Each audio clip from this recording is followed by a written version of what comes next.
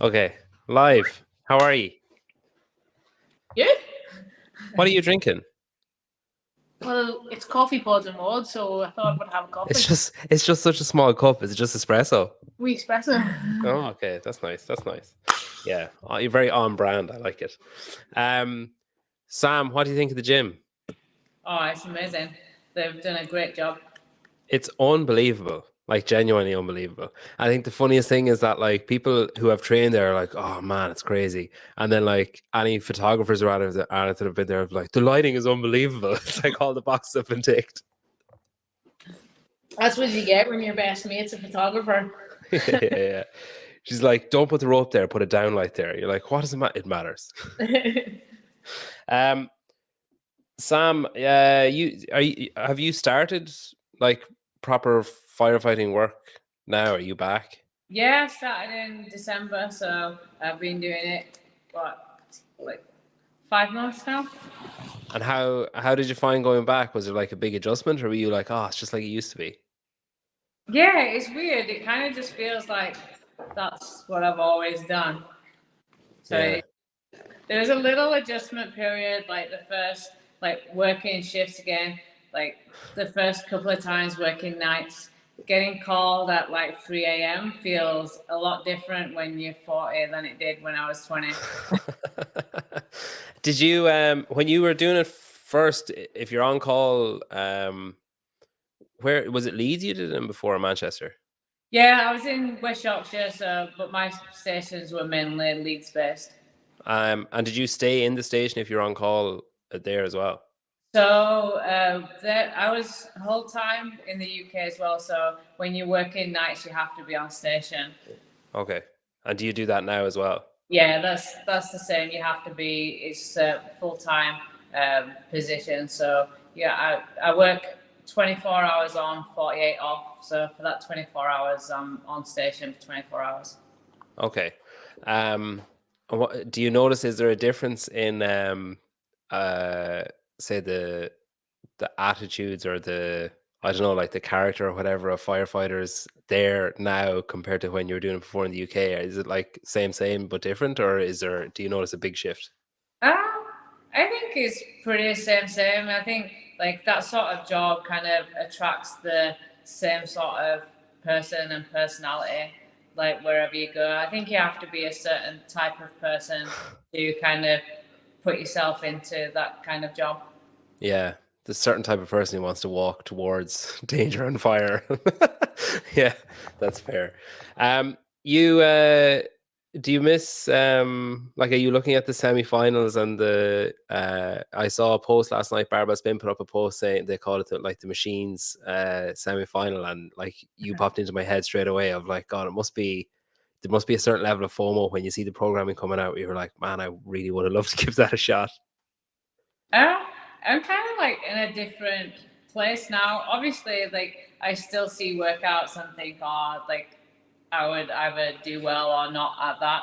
But uh, there's definitely been a different concentration this last year. I've actually only just kind of like started doing any sort of CrossFit again, so I definitely wouldn't be ready to perform optimally at semifinals this year. But they When definitely were fun workouts. I got to play at Linda today against Emma and Mickey Smith. Um, when you say you just started doing CrossFit again, like from when? When did you stop? Like even in the run up to semifinals last year, um, the knee was so bad that training was like pretty limited. So after semifinals, everything was completely stripped back, um, and it was just kind of like rehab and prehab. um, and then I was in the fire academy, so training was very minimal through then. Yeah. Um, so we've got the knee to the stage now where I move a lot better. So we're now trying to like have the balance of adding in some strength and volume without me like compensating for that. I will just say to anyone who's listening to this audio episode, that Ellie is sitting between Sam and Emma. So no, Sam, maybe don't smother her. She's okay. It's like once there's not Emma snoring. yeah. She's lost interest. So you did the open. You just did the open workouts then, just like for a bit of crack, basically. Yeah, so Chelsea actually didn't want me to do the open, and I was talking to Emma, and Emma said, "Well, when do you actually listen to Chelsea anyway?" So I kind of like went, "Well, yeah, but." I did get Chelsea's permission before doing it, but I had to promise that I wouldn't do anything that would put my knee back. And that I would be like sensible with the decisions. But I'd actually done zero kind of like metcons or anything before the open. The open was kind of my introduction into doing anything with intensity again. Yeah, it's quite the baptism of fire going back into the open. You qualified for quarterfinals and declined. And I think you put a post up saying like that it was unusual to. There's a weird feeling to say no. Was that like? Was there any part of you that was like, oh, maybe just see what happens? There's like there was no chance that I would have been able to like perform at the level needed to qualify for semifinals as the individual.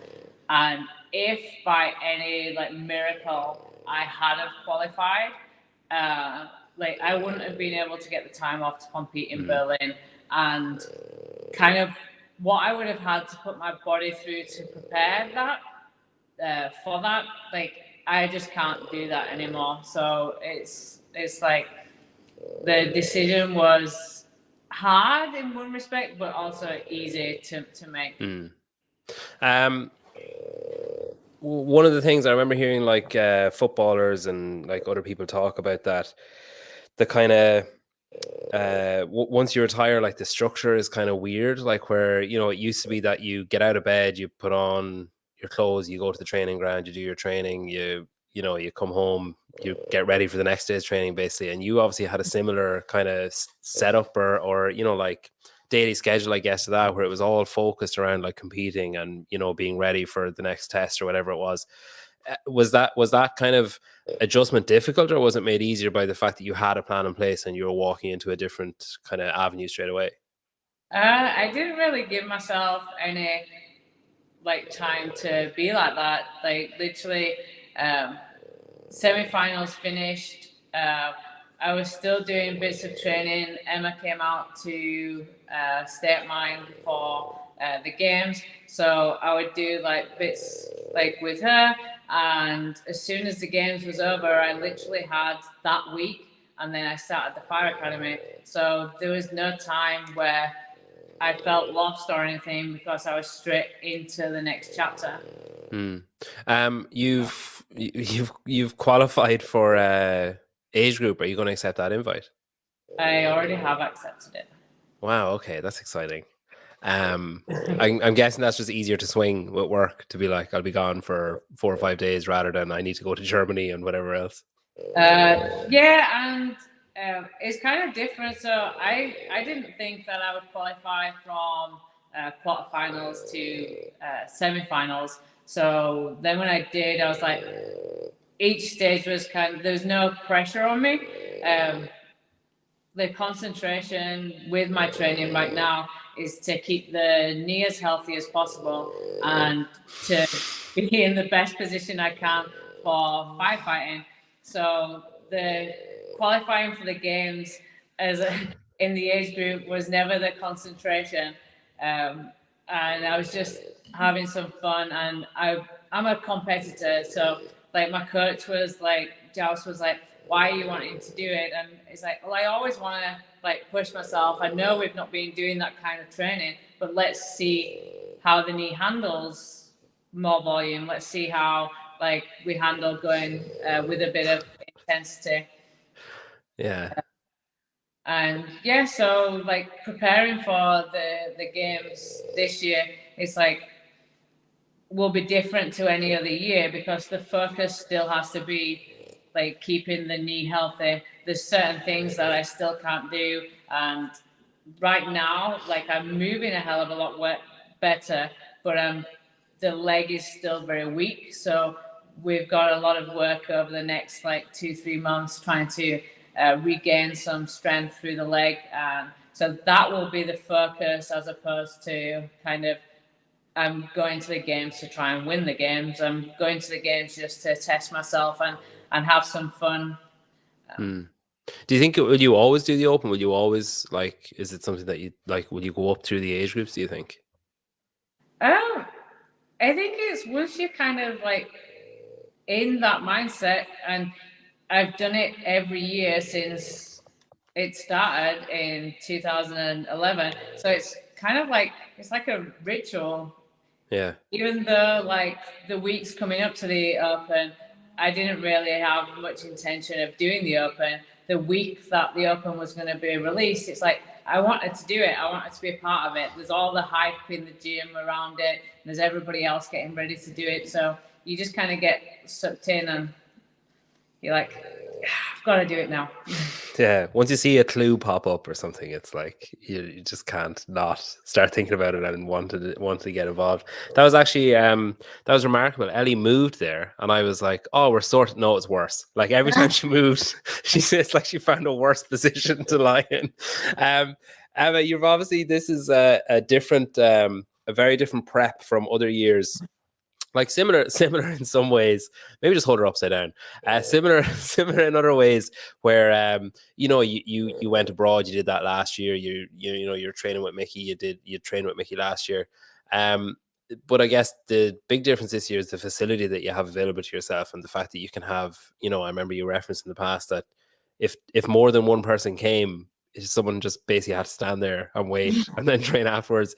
Have you noticed a change? Like, are you enjoying it more? Is that side of things different, or is it still the case that it's like it still has to be super serious and you still have to, you've got that goal at the end that you're working towards? Yeah, like the gym hasn't changed like anything in that respect. It just gives us just a bit more space. Obviously, like whenever Sam's over, like Joyce was over all weekend, just gives us a bit more room to like to play. Whenever me and Mickey were doing like sled pull technique, Sam was able to do something else. Where if it was in the old gym, we wouldn't have been able to do it unless we were outside, or obviously we went up to Mickey's or whatever. So it hasn't really changed like anything else. Just have like more space essentially, really. Did you do? Have you done all the workouts? Have you tested all the workouts? Yeah, I've done a full run through yet. Okay, and have you only done them all once? I've done them all once, and then I've done the first workout twice, and I've done Linda twice. Yeah. And is say doing something like Linda again, is that like, do you feel like you made a mistake the first time, or is it just trying something different compared to what you did the first time, like a different approach to it? I'm just like chasing the pump. Yeah, you'll definitely get one from that. Like measuring my arms after. When you do those workouts, because obviously, like I've kind of chatted to other people about this the last few days, where there is kind of an ambiguity about some of the language. Where I know they've cleared up some stuff. They edited so assault runner is now written with anywhere where it said running. Now it like that kind of confusion is gone. It just says assault runner on all of them. Oh, you still there? Oh, you're still there. That's okay. But now it says assault runner on all of them. So I mean that kind of guesswork is gone from it. But there is still some other like weird language, like really specific language has been left out. Like obviously you assume on purpose. Have you tried between you guys, because it's a very experienced group you have you tried to kind of guess what certain things might be and gone with the harder option of what could be available? I say the burpees, are you thinking like, oh, you'll have to jump onto the box, or are you thinking well, what's it likely to be with whatever health and safety and athlete numbers and all that kind of stuff? Or are you thinking like, let's just do the hardest possible version, and then whatever ends up on the day, if it's that hard, we're sorted, and if it's easier, we're sorted? Yeah, I was kind of went with the hard option, and then hopefully anything on the day will be better. Essentially, really, like who knows? Like really, like it could be 10 times worse than what we're already trying. But yeah, we just went for like we'll train the hard and anything else is a bonus, really. Train did hard, you? be easy. Yeah. Have you? Do you find it frustrating that they kind of told you most of it, but not all of it, or is it like part of the fun almost? Like it's not frustrating for us because we're the last region, like Yeah. semifinals. But if I was the first one, I would be super annoyed. I definitely think week one is at a major disadvantage. Not knowing. Obviously they're only competing against them, so it doesn't really matter. But if you're meant to be going for like the worldwide leaderboard, then it just becomes unfair because then week 2 and week 3 is gonna have more time to practice what week 1 does. Did you after testing the workouts and stuff, were you shocked by any of them? Like, was there any of them where you thought like one aspect was going to be the tricky bit, but there was a different type of hurdle that you didn't expect, maybe? Did you see my Instagram story yesterday? Yeah, yeah, some positive, some not so positive, but I think we're all in the same boat. But yeah, definitely, there's some of the workouts I found where my strengths are not my strength anymore. So yeah, but then again, I surprised myself that all the workouts were in the past it would have been a weakness and are no longer a weakness. So yeah, it's one of those things. Just have to couple more weeks to refine the things that I'm not good at, and hopefully on the day the adrenaline does its magic.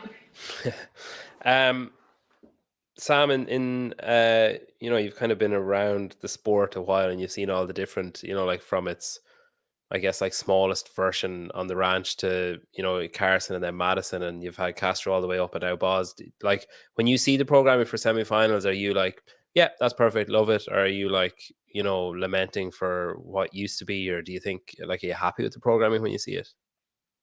I think when you look at the tests for this semi-final, like if you took kind of like the blueprint for it, you've got like a good test, but then there's slight things that you kind of like, well, I don't think you need, and I love machines, but I don't think you need a machine in 5 of the 7 workouts.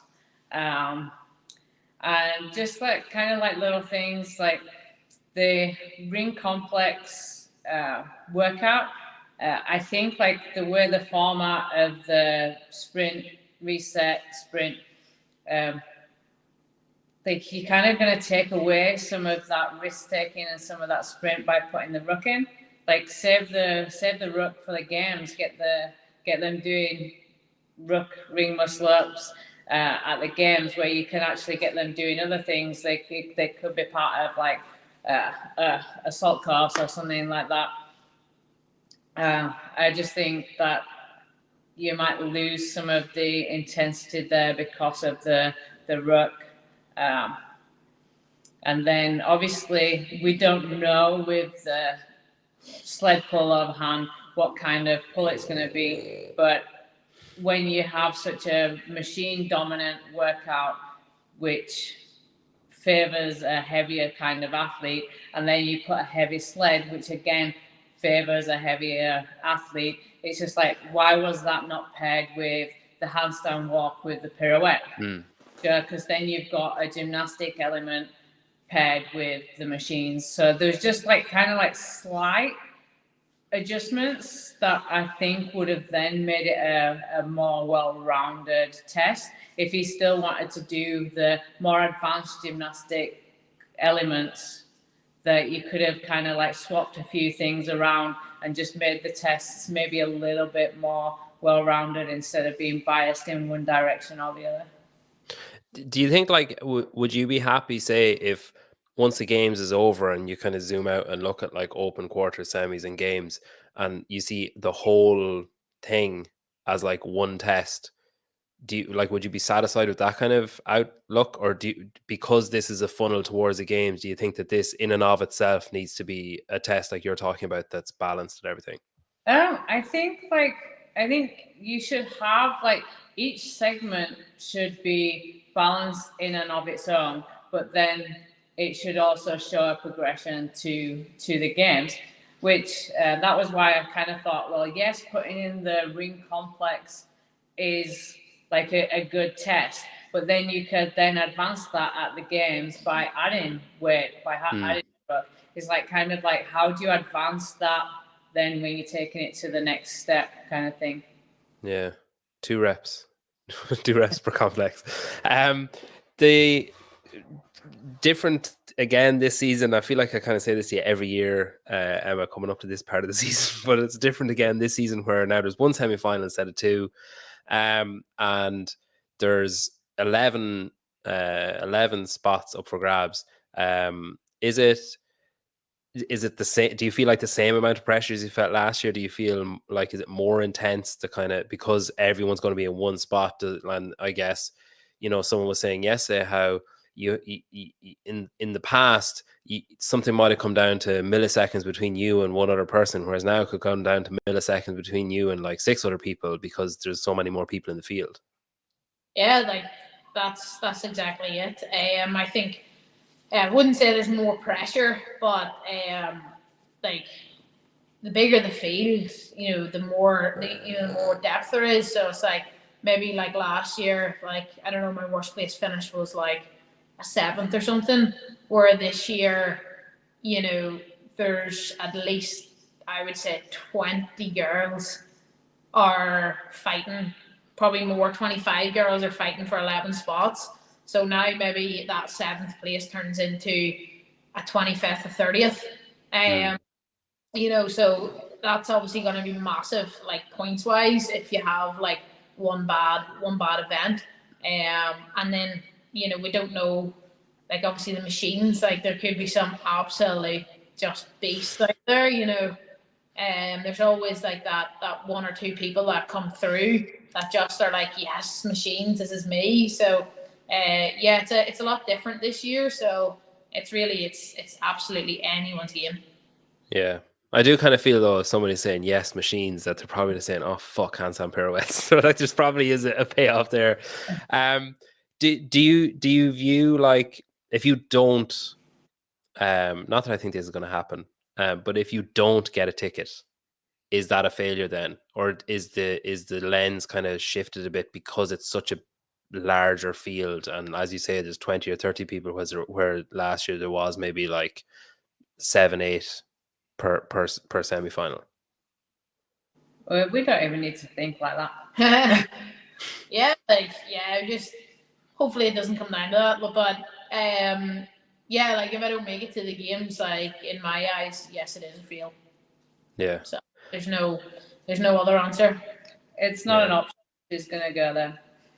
Yeah, no, I believe it. I think part of it is I think other people to hear that's the mindset, that it is a failure if it doesn't happen, because I think like a lot of times you hear athletes say like, oh, like, once I give, like once I can be satisfied with how I did or whatever, but I know that like from speaking to you, I think that you're kind of built a bit different that way, where it's not good enough to do well. Like it's that like the ticket has to be in the hand at the end of it. And I think, a few weeks ago I did like a question thing, and someone said like, oh, I'm not sure if Emma's going to go or whatever. And I was like there's not a lot of things that I'm certain about. Like that. It's like death, taxes, and that ticket is coming. Like, like that. I think it's people see the field increase and they panic and think, like they think I think they think that because they're panicking, everybody is panicking. And I think, it's nothing's a certainty, but I'm pretty certain. She's gonna come and do games training with me. Flights booked. All the fun. You had a rough kind of little patch there with in like kind of the off season.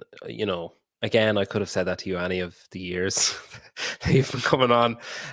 But how's everything looking now? How's Ellie? How's all the kind of home stresses? Is everything a lot more mellow than other years? Yeah. Thankfully, Ellie hasn't broke her shit up again, so that's good. No back surgery. So yeah, no, that's good. Like obviously we had a rough time after the games, Ellie having back surgery and stuff. So that, and then David was in hospital and whatnot. So yeah, thankfully everyone's healthy and no more hospital or vet bills. Yeah, you just have to like find some. Remember that film, like The Boy in the Bubble? You just have to put yourself into one of those immuno bubbles now and then again in like July or whatever. It's not even me. It's like I need to It's put other them people. in a bubble, put David and Ellie in a bubble. Yeah, I've been fine. It's them. yeah. Or if something happens, just keep it to themselves. Just have Ellie put on a brave face until everything's finished, and then she'll be like, I'm struggling here. With the home gym then, and having Mickey around and having like Jousey coming over, have you noticed? I know you're saying that like the goal is still the same, and like that side of things hasn't changed, but having it seems like you basically don't train alone anymore, that there's always somebody, whether they're doing the same thing or a version of what you're doing or whatever, or else you've got Mickey or someone who's there to push you. Like, have you noticed your intensity and your your output and your reward from your training? Have you felt that start to go up? Yeah, like training is definitely, like, I think I'm definitely the best athlete that I have been. The most well-rounded athlete as well. Like even compared to the likes of last year and stuff. But yeah, it's definitely like having a good environment always helps, I feel. Especially like me and Mickey had a big focus on years, like the first year we were training together, the focus was like engine, like we did all our engine sessions together. Where now it's like we both kind of flipped the switch and we were like, right, we need to like go all in on strength here for this season. And I think it's really paid off for both of us. Both of us are hitting like all our lifetime equal PBs and stuff for all lifts. So just sort of like bringing that intensity to each session, or dedicating like, right, this is the session that we have to train together today for, and just keeping each other accountable. Engine. That's the highlight of the episode so far. There's Mikey saying, well, he's a frequent flyer up there as well. One of the guys to make use of the perfect lighting. You've kind of, I guess, Sam, you've kind of, with retiring from say the open field or the elite field, you've obviously had a shift where you're focusing on like different things, I suppose. Are you surprised by the kind of lasting effect of your legacy a bit? Like, like I'm assuming you still get stopped, or you still have people talking to you, or like DMs or messages or requests or whatever. Like, are you surprised that it's kind of continuing on after you've stopped competing in that sense? Yeah, I mean, like, I think it's nice, and it's kind of a testament to like people actually watching like past footage and past game stuff, and it's like they're not just interested in kind of like what's happening right now. I did an event at the weekend. I was over in Manchester. There was the Rainhill Trials at the Fit Expo, and did a meet and greet both days. And there's always that feeling. I was like, oh, what if nobody comes? I'm like doing this meet and greet, and I just stood there by myself, like, hi, anybody want to come say hi? Yeah. But like both days, there was lots of people coming, and I was actually really surprised the number of people that had my book and had brought my book along for signing, which I thought was really nice. I mean, like, I brought that out like just before COVID, so that was probably like 2019. Yeah. That came out.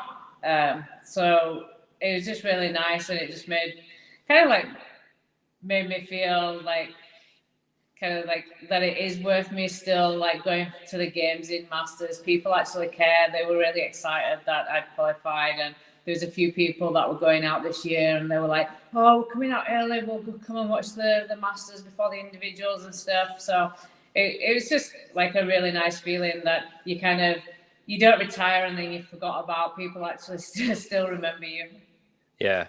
Some people don't retire and get forgotten about. I think you're probably rare in that sense. You're like maybe the exception that proves the rule of like you've retired and it's the legacy that you've built up and like what you've done for the sport and for people. Like I'm sure those people that were coming up to you because you had an impact on them and like continue to do that because they see you retire but then still qualify for masters and have a job and still qualify and still push and still like it's that kind of thing where there are definitely people who've retired that you could say their name to people and they'd be like, who? But I think I don't think it's common what you've done or what you've achieved really. With the games then, so if are you going to have your coaching hat on then after masters then for Emma? Is that the plan? I don't know if I've been sacked or not. Yeah, well, you have to do it now because I asked and it would be awkward if you said no. Yeah. Well, definitely, like the Masters goes Tuesday till Thursday, and then individuals are Thursday through Sunday. So there's only the first day that we'd overlap. So I'd already got the time off work to come out and help Emma anyway. So this just means that I get to have a little bit of fun before I'm helping Emma out. So the plan was always to be at the games this year in some capacity. So whether that's just helping her out, getting food and making sure that she's got everything that she needs, or in a coaching capacity, depending on if Joust is coming out or not this year, I'll be there to support her in whatever role that she needs me. We kind of touched on your legacy a bit there, and I think like Jousty's a funny one where I kind of have him in a similar box to Yami at the training plan of someone who's like obsessed with movement and obsessed with like self betterment first and then passing that on to like other people. I think, I spoke to BK and he was saying like, oh, you see other training plan or training programs doing stuff and you kind of reassured because you're like, oh, Yami had us doing that like 2 years ago. And I kind of feel like Jousty's similar where you guys, there'll be this new fad and you guys would be like, we've been doing that since like 2020 or whatever. Is it nice? Like he kind of doesn't have like a huge profile. He's not like, I think, I don't know if it's deliberate on his part or not, or he just doesn't value that side of things. But is it nice, like kind of, is it nice just kind of having him to yourself, like that he hasn't, because like on paper, when you look at what he's achieved and what he's done and the people that he's helped and how he's helped them, should be like mentioned in all the conversations that you could have about the best coach or the best programmer. But because he doesn't have that kind of profile, or he kind of, stands back a little bit and lets his work speak for itself and, doesn't get involved in the noise and stuff, he kind of maybe misses out on some of the spotlight. Is it nice that it's like almost a secret that he's as good as he is to you guys? I don't think he likes the spotlight, really. He's just like, he loves doing what he's doing and kind of like helping you. And like, I started working with him in 2010. So like, that's when he first started kind of doing stuff. So me and him have definitely grown a lot and done some things that have worked and some things that haven't, like along the way. But we've both developed and grown over the years.